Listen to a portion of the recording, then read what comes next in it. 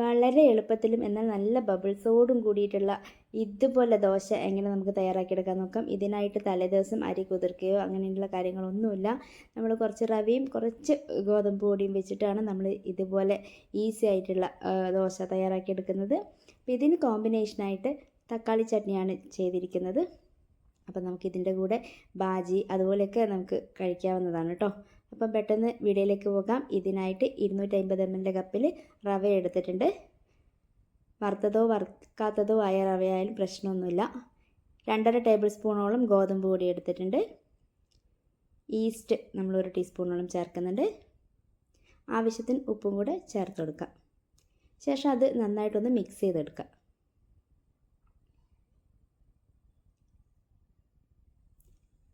ഇനി ഇതിലേക്ക് അതേ കപ്പിൽ തന്നെ 1.25 കപ്പ് ഇളം ചൂടുവെള്ളമാണ് ചേർത്ത് കൊടുക്കുന്നത്.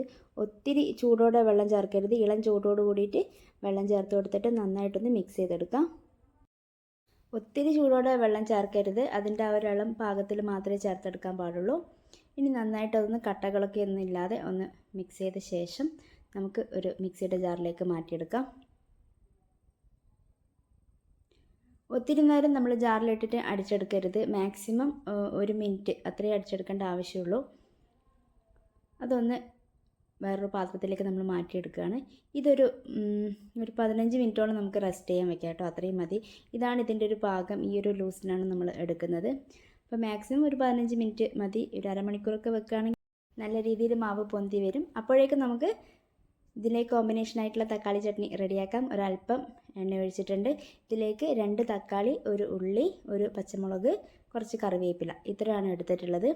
ഒത്തിരി പൊടി കാര്യങ്ങളൊന്നും ചേർക്കുന്നില്ല. വളരെ സിമ്പിളായിട്ട് നമുക്ക് ഉണ്ടാക്കാൻ പറ്റുന്നതാണ്. ഇത് നന്നായിട്ടൊന്ന് വാട്ടിയെടുക്കണം. ഇതിലേക്ക് നമ്മൾ ഇനി ചേർത്ത് കൊടുക്കുന്നത് ഒരല്പം ഉപ്പാണ്. ഉപ്പ് നിങ്ങളുടെ ആവശ്യത്തിനനുസരിച്ചിട്ട് നിങ്ങൾക്ക് ചേർത്ത് കൊടുക്കാം. ഇനി ഇതിലേക്ക് ഒരു 1/4 ടീസ്പൂണോളം മഞ്ഞൾപ്പൊടി ചേർത്ത് കൊടുക്കുന്നുണ്ട്. അതോടൊപ്പം ഒരു 1/2 ടീസ്പൂണോളം മല്ലിപ്പൊടി, അതുപോലെ തന്നെ ഗരം മസാല 1 ടീസ്പൂൺ നിറയെ ചേർത്ത് കൊടുക്കുന്നുണ്ട്. ശേഷം ഇത് നന്നായിട്ടൊന്ന് മിക്സ് ചെയ്ത് കൊടുക്കുക. പ്രത്യേകിച്ച് മുളക് പൊടി കാര്യങ്ങളൊന്നും ചേർക്കുന്നില്ല. കാരണം ആ ഒരു പച്ചമുളക് തന്നെ നല്ല എരിവുള്ള മുളകാണ്.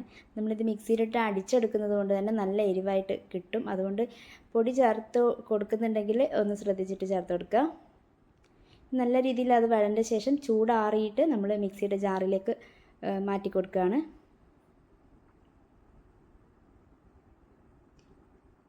ഇതിലേക്ക് ഒരല്പം മല്ലിയില ഉണ്ടെങ്കിൽ നിങ്ങൾക്ക് ചേർത്ത് കൊടുക്കാവുന്നതാണ്. അപ്പോൾ നല്ലൊരു ഫ്ലേവർ ആയിരിക്കും. ഇത് ഒന്ന് അടിച്ചെടുക്കുന്നുണ്ട്. ഇച്ചിരി ലൂസായിട്ട് കിട്ടണമെങ്കിൽ ഒരു ചെറിയ ചൂടുവെള്ളം, ഒരു 2-3 ടേബിൾ സ്പൂൺ ചൂടുവെള്ളം ഇതിലേക്ക് ആഡ് ചെയ്തിട്ട് നിങ്ങൾക്ക് അരച്ചെടുക്കാവുന്നതാണ്. നമ്മുടെ ചട്നി അവിടെ റെഡി ആയിട്ടുണ്ട്. അപ്പോഴേക്കും നമുക്ക് ദോശ ചുട്ട് തുടങ്ങാം. കറണ്ട് ഇവിടെ ഇടയ്ക്കിടയ്ക്ക് പോവും വരികയും ചെയ്യുന്നതുകൊണ്ടാണ് ആ ഒരു ക്ലാരിറ്റി ഇച്ചിരി ഒരു മങ്ങിയിട്ടും കൂടിയിട്ടൊക്കെ ഇരിക്കുന്നത് കേട്ടോ.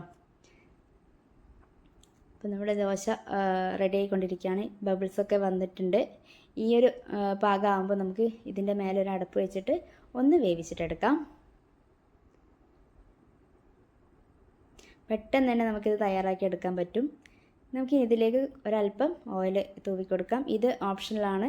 ഓയിൽ വേണ്ടാന്നുള്ളവർക്ക് ഈ ഒരു ഭാഗം സ്കിപ്പ് ചെയ്യാവുന്നതാണ്. നമ്മുടെ ദോശ അങ്ങനെ റെഡി ആയിട്ടുണ്ട്. നല്ല ബബിൾസോട് കൂടിയിട്ടുള്ള ദോശ വളരെ എളുപ്പത്തിൽ നമുക്ക് ഉണ്ടാക്കിയെടുക്കാൻ പറ്റും. കണ്ടില്ലേ, നല്ല ചൂടോടെ നമ്മുടെ ഒന്നാമത്തെ ദോശ ഇവിടെ തയ്യാറായിട്ടുണ്ട്. അതുപോലെ തന്നെ ബാക്കി ഓരോ ദോശയും ഇതുപോലെ തന്നെ ചുട്ടെടുക്കാം. നിങ്ങൾക്കത് കാണുമ്പോൾ തന്നെ മനസ്സിലാവും നല്ല ബബിൾസോട് കൂടിയിട്ടാണ് ഈ ഒരു ദോശ നമുക്ക് കിട്ടിയിട്ടുള്ളത്.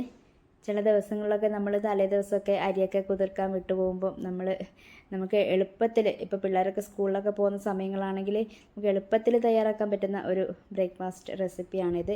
എല്ലാവരും ഇതുപോലെ ഒന്ന് ട്രൈ ചെയ്ത് നോക്കുക.